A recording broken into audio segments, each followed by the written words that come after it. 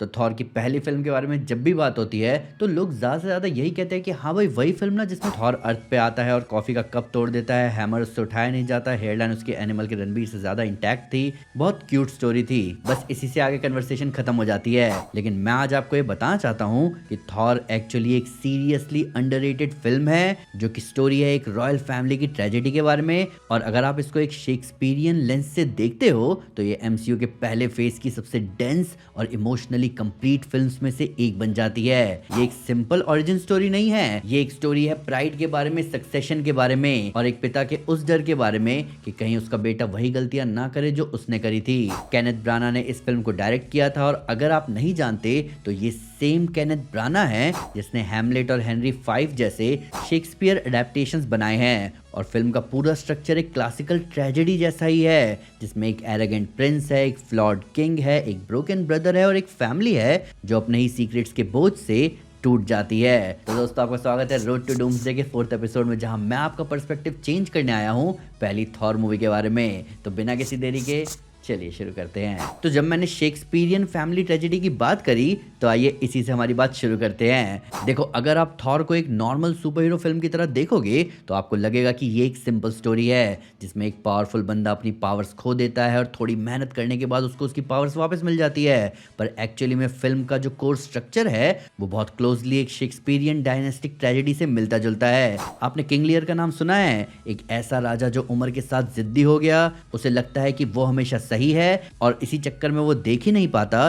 कि उसके दोनों बच्चे मेंटली कितने मेस्ड अप हो चुके हैं। एसगार्ड में ओडिन एग्जैक्टली उसी जगह खड़ा है। उसके अपने एम्बिशंस ने दोनों बेटों के ऊपर एक हैवी सफोकेटिंग प्रेशर बना रखा है और वो एक्चुअली ये नहीं देख पा रहा कि उसके एक्शंस ने कितना डैमेज किया है। फिर हेनरी फोर की एक शेक्सपियरियन स्टोरी है जिसमें प्रिंस हेल एक इमेच्योर और इंटाइटल्ड प्रिंस है और हॉटस्पर है जो वॉर ऑब्सेस्ड और इम्पल्सिव है। फिल्म के पहले एक्ट में थॉर दोनों एक साथ है, हेल की एंटाइटलमेंट भी और हॉटस्पर की ब्लड लस्ट भी। एक कैरेक्टर में दो फ्लॉड कैरेक्टरिस्टिक्स। और लोकी को देखो, वो बस सिंपल विलन नहीं है, वो शेक्सपियर की कहानियों के किंग लियर के एडमंड जैसा फील होता है या ओथेलो के लागो जैसा।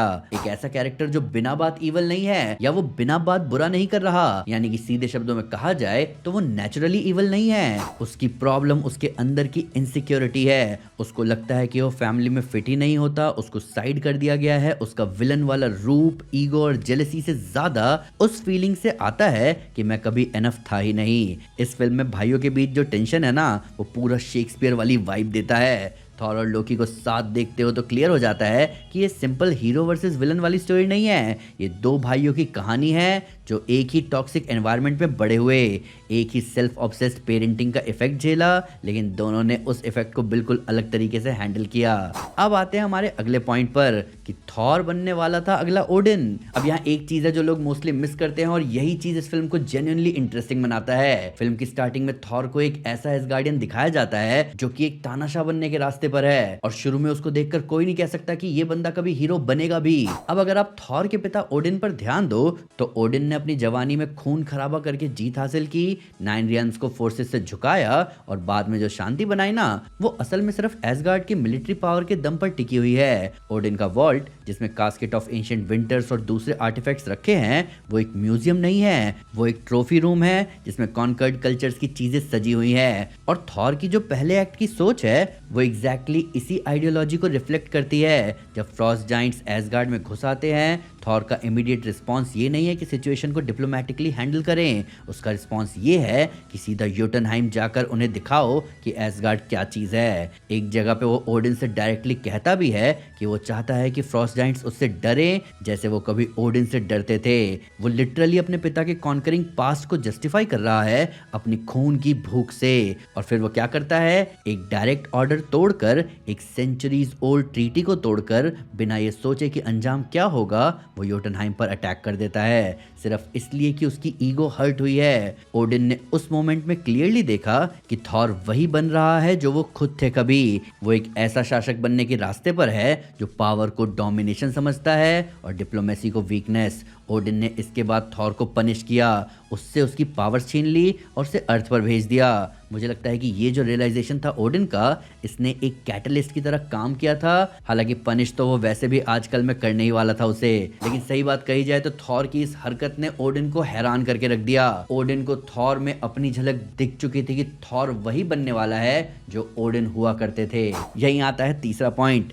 बैनिशमेंट। अब सवाल यह है कि ओडिन ने जो पनिशमेंट दी, क्या वो सिर्फ गुस्से में था या कुछ और भी चल रहा था उसके दिमाग में? देखो, मैं ऑल फादर की कसम खाकर कह सकता हूँ कि ये एक बहुत ही कैलकुलेटेड स्ट्रेटेजिक मूव था। म्योनिर पर जो एन्चेंटमेंट डाली गई वो थी कि whosoever holds this hammer if he be worthy shall possess the power of Thor। अगर ओडिन जेन्युइनली सिर्फ अपने बेटे को परमानेंट रूप से पनिश करना चाहते तो इस एन्चेंटमेंट का सेंस ही नहीं बनता।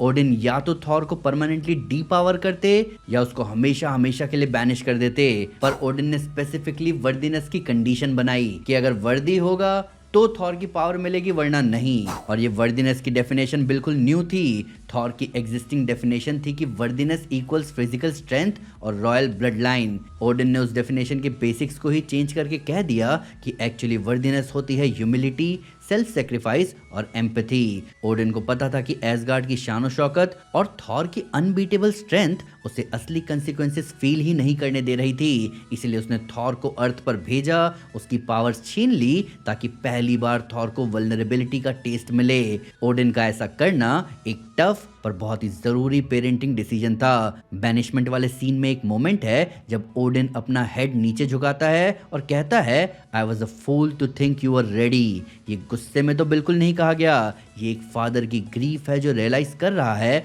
कि उसका अपना पास्ट शायद रिपीट हो रहा है। अब आते हैं हमारे अगले पॉइंट पर, लोकी एज द अदर ट्रेजिक सन। अब बारी है हमारे गॉड ऑफ मिस्चिफ की। इस फिल्म में जो लोकी के साथ हुआ उसे ट्रेजिक कैरेक्टर राइटिंग का बेस्ट एग्जांपल कहा जाएगा। लोकी कोई सिंपल कार्टून विलन नहीं है जिसे दुनिया पर राज करना है। सिर्फ कुछ सेकंड्स के सीन में उसकी पूरी आइडेंटिटी बर्बाद हो जाती है जब उसे पता चलता है कि वो एसगार्डियन नहीं है बल्कि वो एक फ्रॉस्ट जाइंट है। यहाँ उसे शॉक तो लगता ही है, साथ में उसकी रियलिटी हिल जाती है, उसका भरोसा ही टूट जाता है। फिर लोकी मान लेता है कि उसे बचपन में ओडिन ने बैटलफील्ड से इसीलिए उठाया था ताकि फ्यूचर में पॉलिटिकल पीस का टूल बना सके। ये emotional Bollywood style adoption story नहीं थी बल्कि ये एक कैलकुलेटेड डिसीजन था। लोकी की ट्रेजेडी ये है कि वो एक ऐसी सोसाइटी में बड़ा हुआ जहाँ फ्रॉस्ट जाइंट्स को मॉन्स्टर बोला जाता था और अचानक उसे पता चलता है कि वो खुद वही है। बायफ्रॉस्ट पर जब वो बोलता है I could have done it father for you for all of us, वो लाइन इसलिए हर्ट करती है क्योंकि वो सिर्फ पावर हंग्री नहीं था, वो एक टूट चुका बेटा था जो प्रूव करना चाहता था कि वो वर्दी है। और ओडिन ने जो सिंपली कहा नो लोकी, उसके लिए ये लाइन एक फाइनल रिजेक्शन बन जाता है और यही चीज फ्यूल बनी उस मोमेंट की जो इस मूवी के एंड में हुआ और उसके बाद एवेंजर्स मूवी में हुआ। अब आते हैं हमारे फाइनल पॉइंट पर, यह है थॉर का अंडररेटेड आर्क। ओके, अब थॉर के आर्क की बात करते हैं क्योंकि ऑनेस्टली ये थॉर की सारी फिल्म्स में से मोस्ट कंप्लीट और सेटिस्फाइंग आर्क्स में से एक है। बस दुख की बात है कि लोग इस मूवी को उतना क्रेडिट देते नहीं है। मुझे लग रहा है रैग्नारॉक के कलर्स के आगे सब कुछ फीका लगने लगा था। यूजुअली सुपर हीरो ओरिजिन बड़ी सिंपल होती है, एक नॉर्मल बीइंग को पावर मिलती है जैसे डॉक्टर स्ट्रेंज, शैंग ची, ब्लू बीटल, मिन अनवर्ली, फिर वो सीखता है कि कैसे हीरो बनना है। थॉर के केस में बस इसका उल्टा हुआ, यहाँ ऑलरेडी एक पावरफुल इमॉर्टल गॉड है और स्टोरी ये है कि वो सब कुछ खो देता है ताकि समझ सके कि बिना पावर्स के वो एक्चुअली कौन है। एसगार्ड में वो war hungry arrogant charming Prince है, अर्थ पे आते वो हेल्पलेस एरोगेंट चार्मिंग पर्सन बन जाता है। उसको टेजर लगता है, वो गाड़ी से टकरा जाता है। म्योनिर वाले कंपाउंड सीन में जब वो पूरी जान लगाकर हैमर उठाने की कोशिश करता है और वो उसे नहीं उठा पाता, फिर मिट्टी में बैठकर वो रोता है। यही इस फिल्म का इमोशनल कोर है। उस मोमेंट में उसे जेन्युइनली समझ आता है कि ओडिन सही थे। क्लाइमैक्स में डिस्ट्रॉयर आता है और थॉर क्या करता है, वो फाइट नहीं करता, वो सीधा सामने खड़ा हो जाता है। भाई वो मरने को तैयार था उस मोमेंट में, सिर्फ इसलिए ताकि इनोसेंट लोग और उसके दोस्तों की जान बच जाए। वो लोकी से माफी भी मांगता है बिना ये सोचे कि वो बचेगा या नहीं। यही था उसकी वर्दीनेस का मोमेंट। वो स्ट्रांग बन के हीरो नहीं बनता, वो वर्दी तब बनता है जब वो समझ जाता है कि एक हीरो एक लीडर का क्या काम होता है। और यही चीज है जो इस फिल्म को बहुत अलग बनाती है बाकी एमसीयू फिल्म से।